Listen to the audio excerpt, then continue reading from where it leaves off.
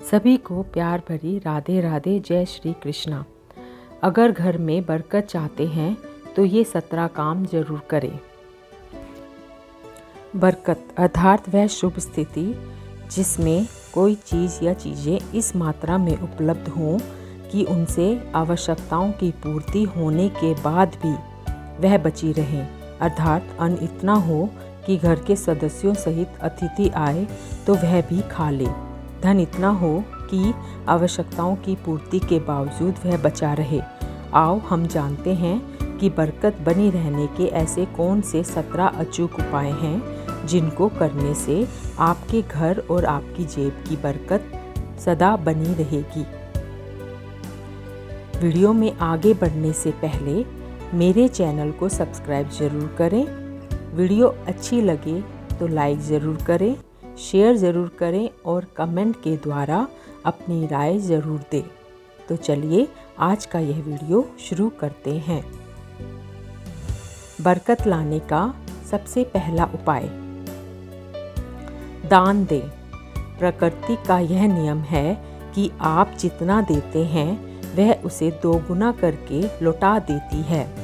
यदि आप धन या अन्न को पकड़कर रखेंगे तो वह छूटता जाएगा। दान में सबसे बड़ा दान है अन्नदान। निम्नलिखित उपाय करने से घर में अन्न के भंडार भरे रहते हैं। गाय, कुत्ते, कौवे, चींटी और पक्षी के हिस्से का भोजन निकालना जरूरी है। हिंदू धर्म के अनुसार सबसे पहले गाय की रोटी बनाई जाती है और अंत में कुत्ते की। इस तरह सभी का हिस्सा रहता है। इस तरह के दान को पंचयज्ञ में से एक वैश्वदेव यज्ञ भी कहा जाता है। दूसरा उपाय, अग्निहोत्र कर्म करें। हिंदू धर्म में बताए गए 5 तरह के यज्ञों में से एक है देव यज्ञ, जिसे अग्निहोत्र कर्म भी कहते हैं। इससे जहाँ देव ऋण चुकता होता है वहीं धन और अन्न में बरकत बनी रहती है। अग्निहोत्र कर्म 2 तरह से होता है। पहला यह कि हम जब भी भोजन खाएं उससे पहले उसे अग्नि को अर्पित करें। अग्नि द्वारा पकाए गए अन्न पर सबसे पहला अधिकार अग्नि का ही होता है। दूसरा तरीका, यज्ञ की वेदी बनाकर हवन किया जाता है। तीसरा उपाय, भोजन के नियम।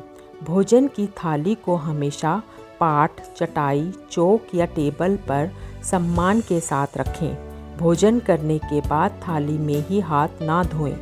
थाली में कभी झूठा ना छोड़ें। रात्रि में भोजन के झूठे बर्तन ना रखें। भोजन करने से पूर्व देवताओं का आह्वान जरूर करें। भोजन करते वक्त वार्तालाप या क्रोध ना करें। परिवार के सदस्यों के साथ बैठकर भोजन करें। रात में चावल, दही और सत्तू का सेवन करने से लक्ष्मी का निरादर होता है। अतः समृद्धि चाहने वालों को तथा जिन व्यक्तियों को आर्थिक कष्ट रहते हों उन्हें इनका सेवन रात के भोजन में नहीं करना चाहिए। भोजन सदैव पूर्व या उत्तर की ओर मुख करके करना चाहिए। संभव हो तो रसोई घर में ही बैठकर भोजन करें। इससे राहु शांत होता है। जूते पहने हुए कभी भोजन नहीं करना चाहिए। सुबह कुल्ला किए बिना पानी या चाय ना पिएं। झूठे हाथों से या पैरों से कभी गौ, ब्राह्मण तथा अग्नि का स्पर्श ना करें।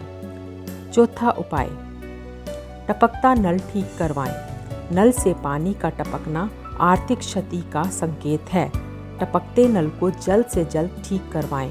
घर में किसी भी बर्तन से पानी रिस रहा हो तो उसे भी ठीक करवाएं। छत पर रखी पानी की टंकी से पानी बहता हो तो उसे भी ठीक करवाएं। पांचवा उपाय, क्रोध कलह से बचें। घर में क्रोध, कलह और रोना धोना आर्थिक समृद्धि व ऐश्वर्य का नाश कर देता है। इसलिए घर में कलह कलेश पैदा ना होने दें। आपस में प्रेम और प्यार बनाए रखने के लिए एक दूसरे की भावनाओं को समझें और परिवार के लोगों को सुनने और समझने की क्षमता बढ़ाएं। अपने विचारों के अनुसार घर चलाने का प्रयास ना करें। सभी के विचारों का सम्मान करें। छठा उपाय, घर की सफाई। कभी भी ब्रह्म मुहूर्त या संध्या काल को झाड़ू नहीं लगाना चाहिए। झाड़ू को ऐसी जगह रखें जहां किसी अतिथि की नज़र ना पहुंचे। झाड़ू को पलंग के नीचे ना रखें। घर को साफ सुथरा और सुंदर बनाकर रखें। घर के चारों कोने साफ हों, खासकर ईशान, उत्तर और वायव्य कोण को हमेशा खाली और साफ रखें। वॉशरूम को गीला रखना आर्थिक स्थिति के लिए बेहतर नहीं होता है। प्रयोग करने के बाद उसे कपड़े से सुखाने का प्रयास करना चाहिए। दक्षिण और पश्चिम दिशा खाली या हल्का रखना करियर में स्थिरता के लिए शुभ नहीं है, इसलिए इस दिशा को खाली ना रखें। घर में काले, कत्थई, मटमैले, जामुनी और बैंगनी रंग का इस्तेमाल ना करें, चाहे चादर, पर्दे या हो दीवारों का रंग। घर में सीढ़ियों को पूर्व से पश्चिम या उत्तर से दक्षिण की ओर ही बनवाएं। कभी भी उत्तर पूर्व में सीढ़ियाँ ना बनवाएं। घर में फर्श, दीवार या छत पर दरार ना पड़ने दें। अगर ऐसा हो तो उन्हें तुरंत भरवा दें। घर में दरारों का होना अशुभ माना जाता है। 7वां उपाय, खुद को सुधारें। घर की स्त्री का सम्मान करें। दक्षिण दिशा में पैर करके ना सोएं। शर्ट और पैंट की जेब फटी हो तो उसे ठीक करवाएं। बटुए या रुपये को पैंट की पीछे वाली जेब में ना रखें। किसी भी प्रकार का नशा ना करें। झूठ बोलते रहने से बरकत जाती रहती है। बार बार थूकने, छींकने या खांसने की आदत को बदलें। घर में हर कहीं गंदगी फैलाने का कार्य ना करें। नाखून और बाल बढ़ाकर ना रखें। 8वां उपाय, पूजा घर और तिजोरी। घर में पूजा घर जरूर बनवाएं। किसी देवी देवता की एक से ज़्यादा मूर्ति या तस्वीर ना रखें। पूजा घर के अलावा देवी या देवता की मूर्ति या चित्र घर के अन्य किसी हिस्से में ना लगाएं। किसी भी देवता की 2 तस्वीरें ऐसे ना लगाएं कि उनका मुंह आमने सामने हो। देवी देवताओं की तस्वीर कभी नक्षत्र कोण में ना लगाएं, वरना कोर्ट कचहरी के मामलों में फंसने की पूरी आशंका रहती है। तिजोरी में हल्दी की कुछ गांठ एक पीले वस्त्र में बांधकर रखें। साथ में कुछ कौड़ियाँ और चांदी, तांबे आदि के सिक्के भी रखें। कुछ चावल पीले करके तिजोरी में रखें। तिजोरी में इत्र की शीशी, चंदन की बट्टी या अगरबत्ती का पैकेट भी रख सकते हैं, जिससे उसमें सुगंध बनी रहेगी। घर में देवी देवताओं पर चढ़ाए गए फूल या हार के सूख जाने पर भी उन्हें घर में रखना अलाभकारी होता है। 9वां उपाय, संधि काल में मौन रहें। संधि काल में अनिष्ट शक्तियाँ प्रबल होने के कारण इस काल में निम्नलिखित बातें निषेध बताई गई हैं। सोना, खाना पीना, गालियाँ देना, झगड़े करना, अभद्र एवं असत्य बोलना, क्रोध करना, श्राप देना, यात्रा के लिए निकलना, शपथ लेना, धन लेना या देना, रोना, वेद मंत्रों का पाठ, शुभ कार्य करना, चौखट पर खड़े होना। 10वां उपाय, जहाँ मदिरा सेवन, स्त्री अपमान, तामसिक भोजन और अनैतिक कृत्यों का महत्व दिया जाता है, उनका धन दवा खाने, जेल खाने और पागल खाने में ही खर्च होता रहता है। यदि आप अपार धन की इच्छा रखते हैं तो सबसे पहले हनुमान जी से अपने पापों की क्षमा मांगकर प्रतिदिन हनुमान चालीसा पढ़ें। हनुमान जी की कृपा से पहले ग्रह और ग्रह दशा में सुधार होगा और फिर धन प्राप्ति के मार्ग खुलेंगे। 11वां उपाय, द्वार देहरी पूजा। घर की वस्तुओं को वास्तु के अनुसार रखकर प्रतिदिन घर को साफ और स्वच्छ कर प्रतिदिन देहरी पूजा करें। घर के बाहर देहरी के आसपास स्वास्तिक बनाएं और कुमकुम हल्दी डालकर उसकी दीपक से आरती उतारें। इसी के साथ ही प्रतिदिन सुबह और शाम को कपूर भी जलाएं और घर के वातावरण को सुगंधित बनाएं। जो नित्य देहरी की पूजा करते हैं, देहरी के आसपास घी के दीपक लगाते हैं, उनके घर में स्थायी लक्ष्मी निवास करती है। घर के बाहर शुद्ध केसर से स्वास्तिक का निर्माण करके उसे पर भी पीले पुष्प और अक्षत चढ़ाएं। घर में लक्ष्मी का आगमन होगा। 12वां उपाय, पीपल की पूजा। पीपल में देवताओं का वास होता है। पीपल को सिर्फ शनिवार को ही छूना चाहिए। शनिवार को पीपल के वृक्ष में काले तिल, कच्चा दूध, गंगा जल, शहद, गुड़ और स्टील या चांदी के बर्तन में डालकर अर्पित करें व सरसों के तेल का दीपक प्रज्वलित करें।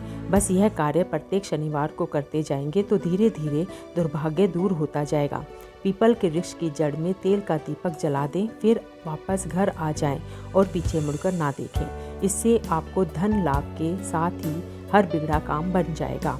13वां उपाय, केसर और कपूर। श्री महालक्ष्मी का ध्यान करके मस्तक पर शुद्ध केसर का तिलक लगाएं, धन लाभ के समाचार मिलेंगे।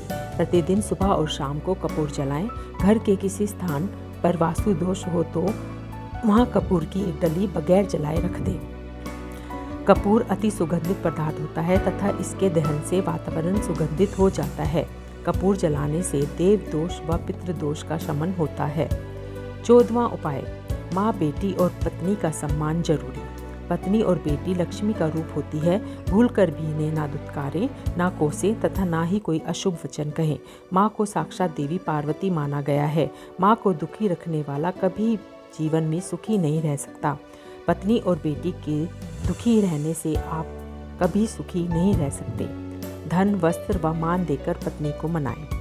15वां उपाय, पोछा लगाना। सप्ताह में एक बार गुरुवार को छोड़कर समुद्री नमक से पोछा लगाने से घर में शांति रहती है। घर की सारी नकारात्मक ऊर्जा समाप्त होकर घर में झगड़े भी नहीं होते तथा लक्ष्मी का वास स्थायी रहता है। 16वां उपाय, अगर पर्याप्त पैसा कमाने के बाद भी धन संचय नहीं हो रहा हो तो काले कुत्ते को प्रत्येक शनिवार को कड़वे तेल यानी कि सरसों के तेल से चिपड़ी हुई रोटी खिलाएं। 17वां उपाय, मकड़ी का जाला। घर में या वॉशरूम में कहीं भी मकड़ी का जाला ना बनने दें। अटाला, घर में कहीं भी कचरा या अटाला जमा ना होने दें। छत रखें साफ। छप्पर पर बांस ना रखें और किसी भी प्रकार की अनुपयोगी वस्तुएं भी ना रखें। तो इस प्रकार आप इन बातों का ध्यान रख के अपने घर में बरकत ला सकते हैं। यह वीडियो अंत तक देखने के लिए आप सबका बहुत बहुत धन्यवाद। राधे राधे।